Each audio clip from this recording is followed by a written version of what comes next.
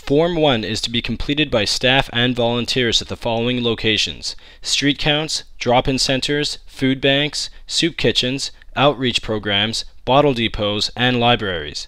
Each horizontal row on the form corresponds with one person. Introduce yourself. For example, hello, my name is Bob. I am a volunteer with the Homeless Count. We are conducting a homelessness survey today for Homeward Trust and its partner community agencies. The survey will be used to help people who are homeless. None of your answers will be used to identify you. It will just take a minute. Would you be willing to answer a few questions? Thanks.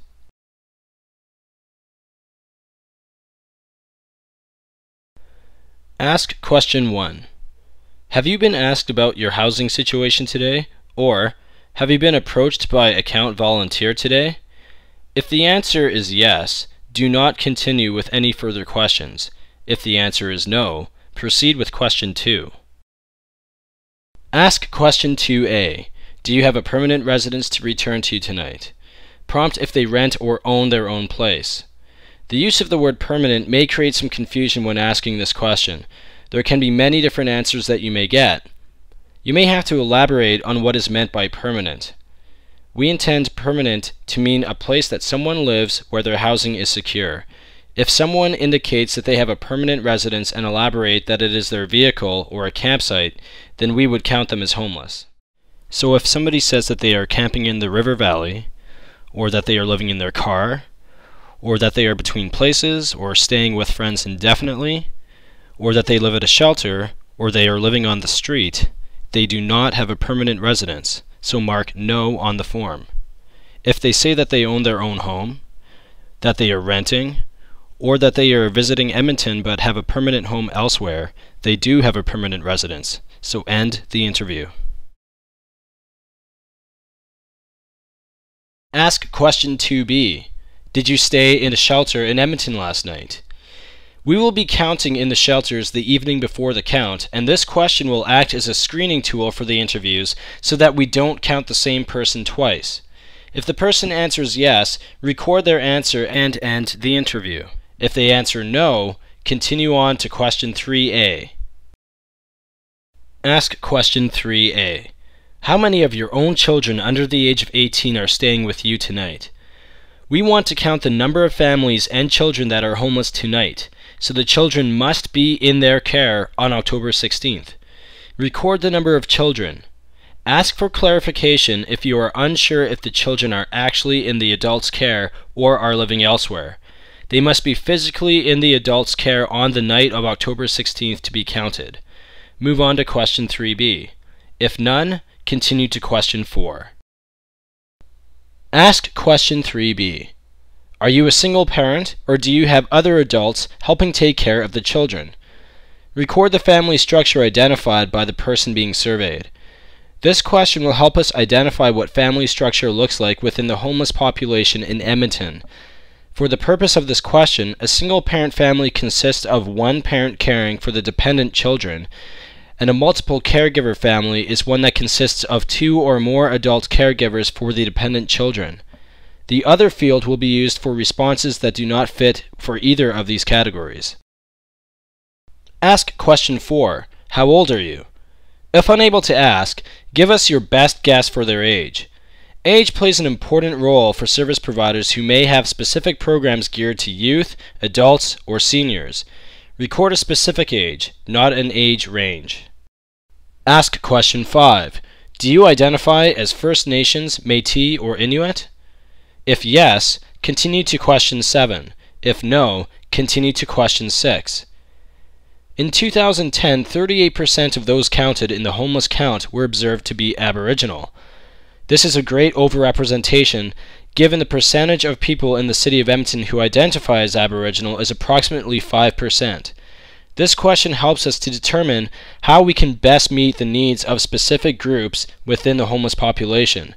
Here are the definitions for First Nations, Métis, and Inuit.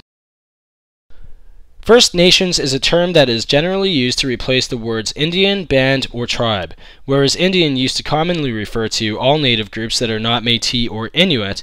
They are now mostly referred to as First Nations. Tribes such as the Cree are also known as First Nations. A particular band or community such as the Mikisew Cree is known as a single First Nation. Métis people have mixed First Nation and European heritage, define themselves as Métis, and are accepted by the Métis Nation. Métis people have their own culture and customs that are separate from First Nations, Inuit, and European ancestries. Métis people are recognized under the Canadian Constitution. Inuits are a distinct group that differs from Métis and First Nations both culturally and ethnically, even though all three are considered Aboriginal groups within the Canadian Constitution. People may also self-identify as one of the following: Aboriginal, Status Indian, Non-Status Indian, and Native American. Any of these terms would result in a yes answer for question 5.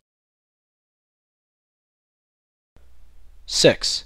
Observed Caucasian or non-Caucasian? This question is included on the survey to maintain consistency with the categories used in previous counts. Not everyone would identify with these categories, but we ask you to make an observation to the best of your ability. 7. Observe gender. If unsure, ask, are you male, female, or would you like to self-identify? Gender identification is something that can usually be observed. However, there is a chance that you might meet someone whose gender might be ambiguous. If you are unable to observe the gender of the person you are surveying, please ask them to self-identify. This might seem like an odd question to ask someone, but by doing so, you are showing the person more respect than simply asking them, are you male or female? When asking, use a gentle, non-judgmental tone and approach it like every other question on the survey. The person you are speaking with may identify as genderqueer, transgender, androgynous, two-spirit, and a variety of other ways that gender can be self-identified.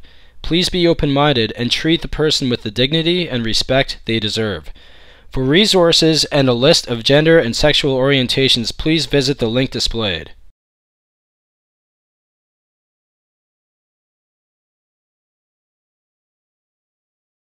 Close the survey, provide them with a 211 guide and a Homeless Connect card, and wish them a good day. Why are we doing the survey? If asked, the homeless count is a biennial survey, and the information collected is used to plan appropriate programs and services for those people experiencing housing problems or homelessness. No names or personal identifiers are included in the count, and the information gathered is compiled and reported in total. The count is managed by Homeward Trust Edmonton and is done in collaboration with a whole range of partners. We have been conducting the survey since 1999. For more information, please go to www.homewardtrust.ca. Thank you for your interest. What to do if the media shows up? If you are approached by the media, please do not comment on the count, how the survey is progressing, or anything else to do with the survey or the people you are interviewing. We are asking the media to respect people's privacy. They will be kept informed of the outcome of the survey and what it means to Edmonton. Please direct queries to Janelle Aker, Communications Coordinator, Homeward Trust, 780-700-2499, or Susan McGee, Executive Director, Homeward Trust, 780-905-1232. Remember that you are not obliged to speak to the media. Feel free to comment on your experience, but please defer any questions to those mentioned above.